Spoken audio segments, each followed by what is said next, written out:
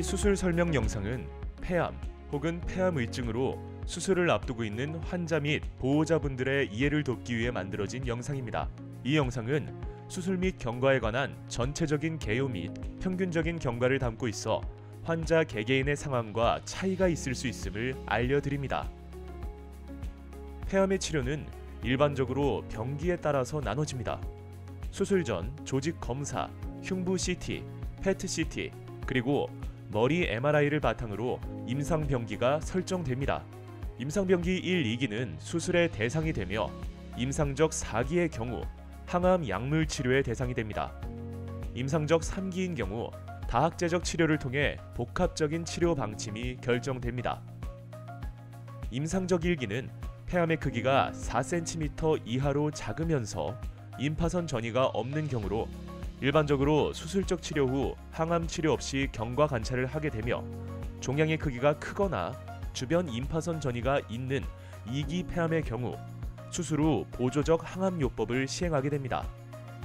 앞서 말씀드린 것처럼 임상적 폐암 1, 2기의 경우 한쪽 폐 혹은 흉곽에 국한된 폐암으로 수술에 적응증이 됩니다. 수술 외에도 국소적인 치료요법으로 방사선 치료나 고주파 치료 등을 시행할 수 있으나 수술이 이러한 치료법들에 비해 뛰어난 병기 설정을 할 수 있으며 뛰어난 장기 생존율을 보이기 때문에 초기 폐암을 위한 최선의 치료법이라고 할 수 있습니다. 수술은 다음과 같은 과정으로 진행됩니다. 수술 대기실에서 수술실로 환자를 이송한 후 전신 마취를 하게 됩니다. 수술을 위해 자세를 변경하고 소독을 시행한 후 수술을 진행하게 됩니다.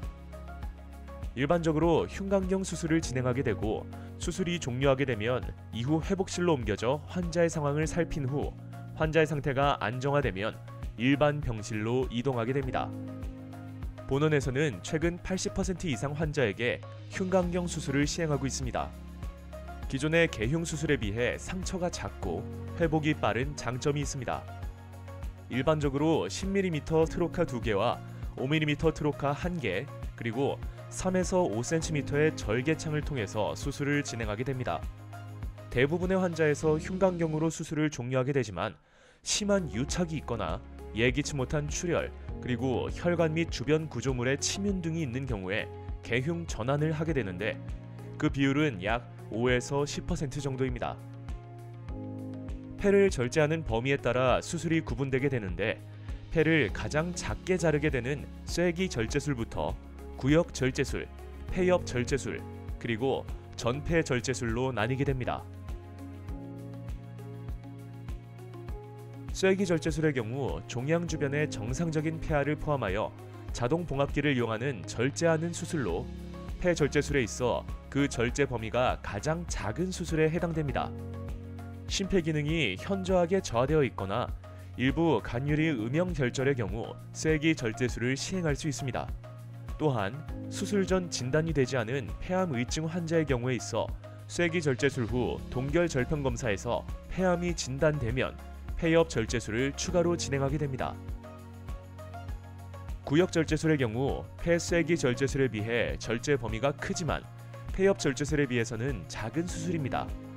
폐구역은 우측에 10개, 좌측에 8개로 나뉘어 있어 쐐기 절제술이나 폐엽 절제술에 비해 상대적으로 수술이 복잡할 수 있습니다. 하지만 절제 범위가 작기 때문에 폐엽 절제술에 비해 폐 기능을 보존할 수 있으며 빠른 회복을 기대할 수 있습니다. 일부 간유리 음영결절 환자나 심폐기능이 떨어진 환자, 일부 고령 환자에서 시행할 수 있습니다. 폐엽 절제술은 폐암 수술의 표준 치료법에 해당됩니다. 폐는 우측에 3개, 좌측에 2개, 총 5개의 엽으로 구성되어 있습니다. 종양이 위치한 폐엽을 절제하게 되는데 이는 폐 쐐기 절제술이나 폐 구역 절제술에 비해 많은 범위의 폐를 절제하게 되지만 국소 재발률을 낮추는 장점이 있습니다. 대체적으로 종격동 임파선 박리술과 같이 시행하게 되는데 이를 통해 정확한 최종 병기를 설정할 수 있게 되며 전이가 있는 경우 치료 효과를 기대할 수도 있습니다. 마지막으로 전폐 절제술의 경우 종양이 중앙에 있는 폐 문부에 위치했거나 종양이 크면서 2업에 걸쳐 있는 경우 시행할 수 있습니다.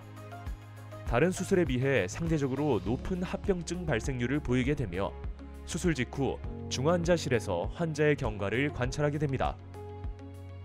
수술 범위 및 난이도에 따라 차이가 있지만 흉곽경 수술은 평균 1시간 30분에서 2시간 정도가 소요되며 마취 및 회복을 포함한 전체 수술 시간은 4시간에서 5시간가량 소요됩니다. 흉곽경 수술이 기존의 개흉 수술에 비해 수술 후 통증이 적으며 회복이 빠른 장점이 있지만 여전히 다른 수술에 비해 통증이 심한 편입니다. 수술 후 48시간 동안 무통 주사를 통해 통증을 조절하게 되지만 이후 일정 기간 진통제가 필요할 수 있습니다. 특히 수술 후 경과가 좋고 합병증이 없더라도 지속적인 통증이나 감각 이상이 생길 수 있는데 이는 일반적인 현상으로 걱정하실 필요가 없습니다. 폐를 절제하는 경우 폐 절제부에서 공기가 지속적으로 새는 경우가 있는데 대체적으로는 저절로 멎게 되지만 폐기종 등이 있어 폐가 나쁜 경우 이를 치료하기 위해 흉막 유착술을 시행할 수 있습니다. 지속적인 공기 누출이 입원 기간 연장의 가장 흔한 원인이며 조절되지 않는 경우 드물게 재수술을 시행할 수도 있습니다. 발생 가능한 합병증으로 출혈이 있는데 수혈이 필요한 경우는 전체의 1%에서 2%, 재수술이 필요한 경우는 0.5에서 1%에 해당됩니다. 1에서 2%의 환자에서 상처 감염이 발생할 수 있는데 상처 감염의 정도에 따라 항생제 요법이 필요하게 되며 입원 기간이 연장될 수 있습니다. 폐렴은 폐 수술 후 가장 많이 발생할 수 있는 합병증 중 하나로 5에서 10%의 환자에서 발생하며 이 중 20%에서 30%의 환자는 중환자실로 입실하게 되는 치명적인 합병증으로 심한 경우 환자를 사망에 이르게 할 수도 있습니다. 부정맥의 경우 5에서 10%에서 발생하나 대부분 일시적이고 약물로 잘 조절되는 경우 입원 기간이 길어지지는 않습니다. 하지만 일부 심장 기저질환이 있던 환자의 경우 지속적인 투약이 필요할 수 있습니다. 목소리 변성은 좌측 수술 시 임파선 박리 도중 좌측 되돌이 신경 손상으로 발생하게 되는데 일시적인 경우가 흔하지만 한 번 발생하게 되면 6개월가량 목소리 변성이 계속될 수 있으며 임파선 전이가 있거나 예전에 임파선염을 앓았던 경우 목소리가 되돌아오지 않을 수도 있습니다. 기관지 능막루는 절제한 기관지에 상처가 아물지 않아 상처가 벌어지면서 농흉을 유발하게 되는 병으로 드물지만 생길 경우 치명적일 수 있고 대체로 재수술이 필요하게 됩니다. 유미흉은 임파선 박리술 후 임프관을 통해 흡수되는 지방 성분이 유출되어서 발생하게 되는데 양이 적을 경우 금식 등의 보존적 치료 등으로 치료될 수 있지만 양이 많을 경우 시술이나 가슴관을 결찰하는 수술 등을 시행할 수도 있습니다. 일반적으로 수술 후 흉관 거치 기간은 5에서 6일 이내로 흉관을 제거하면 다음날 퇴원하게 되어 평균 입원 기간은 6일에서 7일 정도입니다. 합병증 발생 시 입원 기간이 길어지게 되며 폐렴이 가장 흔하며 치명적일 수 있기 때문에 수술 후 걷기, 심호흡, 기침 등을 통해 이를 예방하는 것이 중요하겠습니다. 이상으로 일반적인 폐암 수술의 과정 및 경과에 대해 말씀드렸습니다.